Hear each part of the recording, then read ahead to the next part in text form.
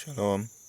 First and foremost, I want to give all praise to our power, Yahweh, Hashem Yahushai, Hashem Kakadash, Kal Halal Yahweh, Hashem Yahushai, Hashem Kakadash. That's in the ancient Hebrew, saying all praises to Yahweh, in the name of Yahushai, in the name of the Holy Spirit. Yahweh is the correct name for the God of the Bible, who the world ignorantly call Jehovah, God, or Yahweh. His son's true name in the Hebrew is Yahushai, who the world ignorantly call Jesus Christ. The true name for the God of the Bible in the Hebrew is Yahweh. His son's true name in the Hebrew is Yahushai. I want to give the honors unto our elders and apostles of Great Millstone, and Shalom to all the brothers and Modi are pushing this word in sincerity and in truth, to all that believe in this gospel. Shalom. Prayers are from Camp James, Jamaica, and I'm not sure exactly what I'm going to name this lesson, but brother Noah from our camp shared this video, which in this video they have crackers, play the role, but basically this YouTube handle channel name The Chosen, and this video is entitled Why Haven't You Healed Me? The Chosen see it. And this was one of the disciples, remember I can't for some reason I mix up the name. I think it's Thomas or James or one of them. They came on to Yahushua and saying that he is sick, basically him have speech impediment. I must say why heal, why basically get healed. But he himself have the power to heal others, but he himself basically suffer from that ailment, A lot of people say so.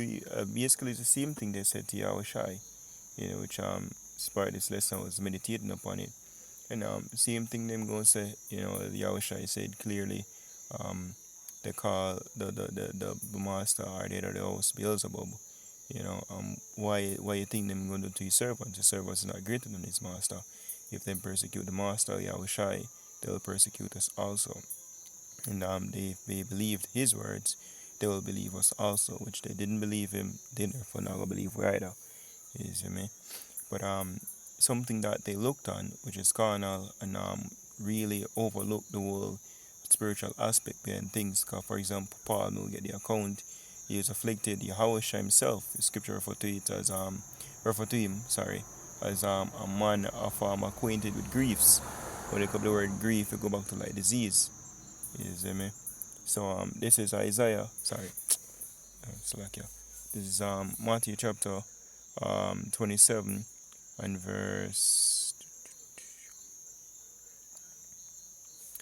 start at verse 41. Wait there.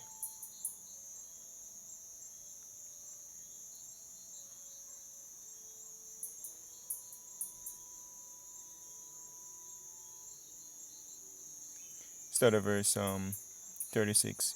It says, and sitting down, they watched him there, and set up over his head his accusation written, This is Yahushai, the King of the Jews. Then were there two thieves crucified with him, one on the right hand, and another on the left. And they that passed by reviled him, wagging their heads, and saying, Thou that destroyest the temple, and buildest it in 3 days, save thyself, if thou be the Son of God, come down from the cross. So a lot of people, they must say, do some miracle. Same thing they tempted Yahushua as well when he was walking, Moses, full in belly really. Moses called down manna in the wilderness, you see me. What you can do for it. Right? And the scripture said, this generation seek it for a sign. But Yahushua was actually giving them all the signs. He even raised Lazarus from the dead, but they didn't take heed. So regardless, even if him to come down from the cross, them still wouldn't believe, because in Isaiah 6, the Most High blind them. Right, but it's the same people gonna look on certain things and look how we dress, look how we life, or watch them poor, watch them wear cut off foot pants, watch him dress, ragged. Not me even remembering that John the Baptist who basically dressed in what camel skin, and I eat wild locusts and honey. They can call him a madman today. And I wish I say what this is the same generation that basically crucified the prophets and say within themselves, if we did them days, who know that? but they crucified the apostle, well, crucified, but they persecuted and murdered, slaughtered the apostles, right? Save John, the only one who basically survived. Basically, we have the book of Revelation today, and they crucified Yahushai, because what their lack of belief. It says likewise also the chief priests mocking him with the scribes and elders, saying, He saved others, himself he cannot save. If he be the king of Israel, let him now come down from the cross, and we will believe him. Then he will smite him and say, box him and say, tell her we prophesy unto us who smite you. And it's the same thing they going to do, because we declare ourselves as the sons of the Most High, prophets. Them go mock us as well. Right? Our basically persecution is coming, it's going to intensify. Right? Now as we get that precept, it says, because we have to go through the fire as well. Scripture says, the son will pass under the rod. But they don't get that. They think that from you're basically a servant of the Most High. Everything supposed everything's supposed to be happy. Everything's supposed to go good in your life. That's a Christian narrative, which is wrong. Look at Job. Look at the prophets of old. They live a rough and they call it harsh life, so to speak. And who basically even they have somewhat of prosperity to a certain degree of suffered. Look at King David. Look at Daniel. Right, they suffered. It says, he trust in God, let him deliver him now. If he will have him, for he said, I am the Son of God. The thieves also, which were crucified with him, cast the same in his teeth. Now from the 6th hour there was darkness over all the land unto the 9th hour. Right? We can just rest it there, the story. We can read it as well. But the narrative is that people want, because we saw where the Son of the Most High was that Wisdom of Solomon, the 2nd chapter, right? They say, come, they will test him, they will see if he be the Son of God, right? Which that was fulfilled with Yahushua, and it's also going to fulfill with us, because we basically come under the same banner. And being that the fact that we'll be able to heal people, and bless people, and the miracles, doesn't mean that we'll be able to take away our own ailments, because it's a part of the battle, it's a part of the basically what makes us strong. Part of our stories, well, they have a cracker played the role still, but as I wish I would explain to the disciples, it's not basically to live a glorious life on this side. The scripture said this is not the end where much glory doth abide. This is 2 Corinthians chapter 12 and verse 7. It said, unless I should be exalted above measure through the abundance of the revelations, there was given to me a thorn in the flesh, the messenger of Satan, to buffet me, lest I should be exalted above measure. So Paul basically have an affliction, we're not sure what it was, but it keep him humble. Right, so Paul was able to heal people, but was he able to heal himself? It says, for this thing I besought the Lord thrice, that it might depart from me. And he said unto me, my grace is sufficient for thee, for my strength is made perfect in weakness. Most gladly therefore I will rather glory in my infirmities, that the power of Yahushua may rest upon me. Because, you're going to say, therefore I take pleasure. Hold on.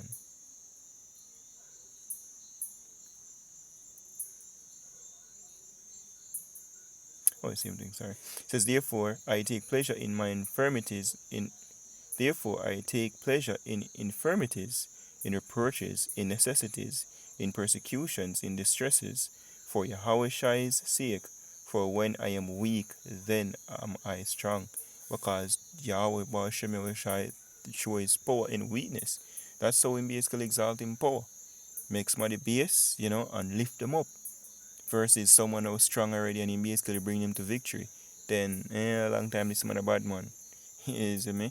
But when the man that was never thought of or expected to be able to do something or is impossible, the Most High make it possible, then you see Him power.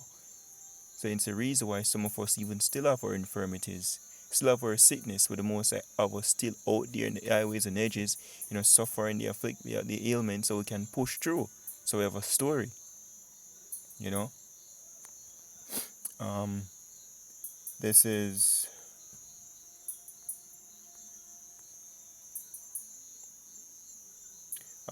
First Peter chapter 4 verse 12. It says, "Beloved, think it not strange concerning the fiery trial which is to try you, as though some strange thing happen unto you. But rejoice, inasmuch as ye are partakers of Yahweh's suffering, that, when his glory shall be revealed, ye may be glad also with exceeding joy." Because everybody like to see the underdog rise up, yo. That's a good story. That's a good legacy. And that's all building here. Scripture speaks about the writings, records. This is how we read records, and even like book of Hebrews 11 chapter, you know, when they sum up basically some of man them, or even Sirach. Then Sirach he said, let us praise famous men or something to that degree. Because them have to go through the affliction, them have to go through the resistance, them have to go through some form of trials. So then we can say, hey, they endured. And that's how we're doing right now. It says, "If ye be reproached for the name of Yahushai, happy are he, for the spirit of glory and of Yahweh rested upon you. On their part he is evil spoken of, but on your part he is glorified. But let none of you suffer as a murderer, or as a thief, or as an evildoer, or as a busybody in other man's matters.